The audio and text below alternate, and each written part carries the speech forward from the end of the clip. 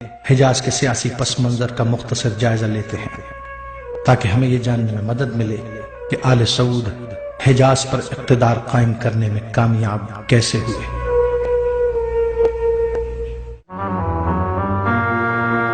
آل سعود سے قبل حجاز کا علاقہ سلطنت عثمانیہ کے حدود میں شامل تھا۔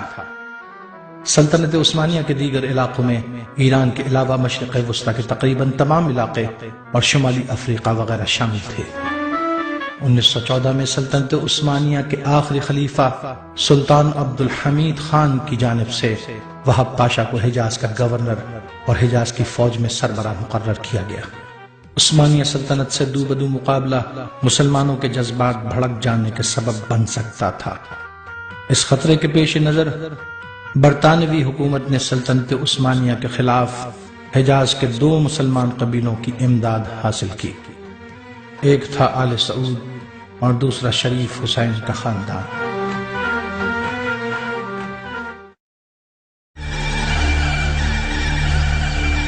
آل سعود کا تعلق حجاز میں نجد علاقے سے تھا۔ یہ تقریباً 225 سال سے یعنی 1780 عیسوی سے حجاز کی حکومت حاصل کرنے کی کوشش کر رہے تھے۔ 1790 عیسوی میں آل سعود مکہ، مدینہ اور طائف پر قبضہ کرنے میں کامیاب ہوئے۔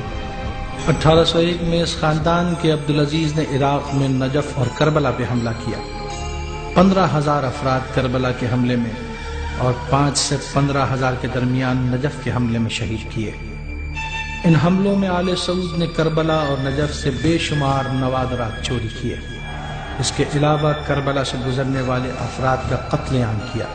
ان جرائم کے علاوہ 1 سال آل سعود نے سلطنت عثمانیہ کے مسلمانوں پر حج بند کر دیا۔ عثمانی خلیفہ سلطان محمود دوئم کی طرف سے ابراہیم پاشا نے 1818 میں نجد پر چڑھائی کی اور وہابی دارالخلیفہ دریا کو تباہ کیا اور عبداللہ ابن سعود کو گرفتار کر کے استنبول بھیج دیا۔ اس کے بعد 1880 میں آل سعود انگریزوں کی پشت پناہی میں دوبارہ ابھرے۔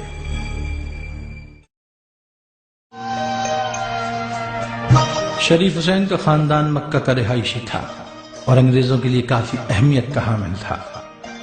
ان دونوں خاندانوں کی تربیت کے لیے انگریزوں نے 2 جاسوس مقرر کیے اور مالی امداد بھی فراہم کی۔ شریف حسین کے خاندان پر برطانوی تاریخ کے مشہور ترین جاسوس T.E. لارنس المعروف لارنس آف عربیہ کو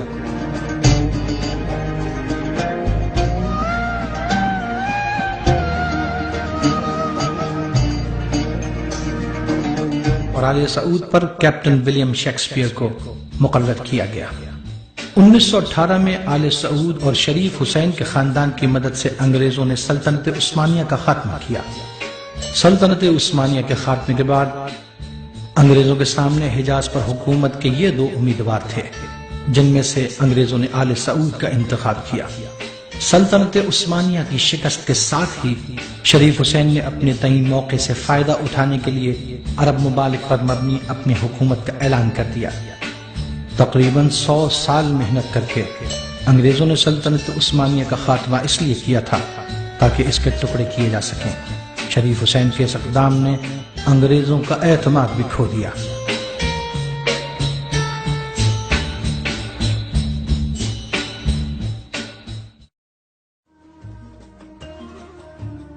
اس کے علاوہ آل سعود ایک ایسی فکر کے پیروکار تھے جو کہ اس وقت اپنے علاوہ ہر دوسرے مسلک سے تعلق رکھنے والے افراد کو کافر قرار دیتے تھے۔ لہذا آل سعود کی اس فکر سے مسلمانوں کی تقسیم کا ہدف بھی بآسانی حاصل کیا جا سکتا تھا۔ ابتدا میں آل سعود سنی اور شیعہ دونوں کو مشرک قرار دیتے تھے۔ آل سعود نے شریف حسین کے خاندان کی طرح تمام عرب ممالک طلب کرنے کے بجائے انگریزوں سے صرف حجاز کا علاقہ طلب کیا۔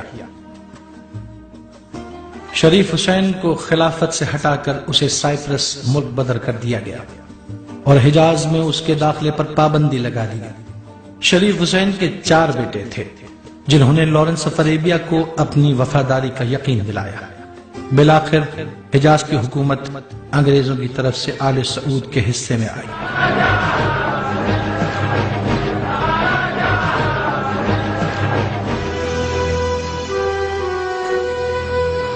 اور شریف حسین کے بیٹوں کو دیگر عرب ممالک عراق، شام اور اردن کی حکومت دی گئی۔ اردن اس وقت ملک نہیں تھا بلکہ ٹرانس جارڈن نامی علاقہ تھا، جسے ایک ملک میں تبدیل کر کے شریف حسین کے بیٹے کو دے دیا گیا۔ عراق اور شام میں حکومت کرنے والے شریف حسین کا خاندان بغاوتوں کے نتیجے میں ختم ہو گیا، جبکہ اس وقت اردن کے حاکم عبداللہ کا تعلق شریف حسین کے خاندان سے ہے اور اسرائیل اور انگریزوں کے لیے آج بھی اپنی خدمات انجام دے رہا ہے۔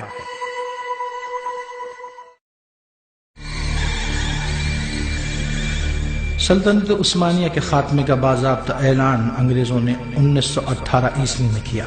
حجاز کی حکومت ملتے ہی آل سعود نے حجاز کا نام، جو کہ نبی اکرم کے زمانے سے بلکہ حضرت ابراہیم کے زمانے سے قائم تھا، اسے تبدیل کیا اور اس کا نیا نام سعودی عربیہ رکھا۔ اس نام کے دو جز تھے، ایک آل سعود خاندان اور دوسرا جز عرب قومیت۔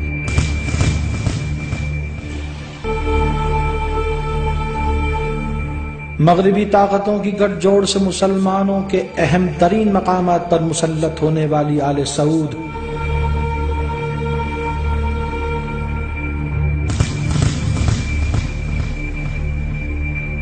آج بھی ان کی خدمت میں مصروف۔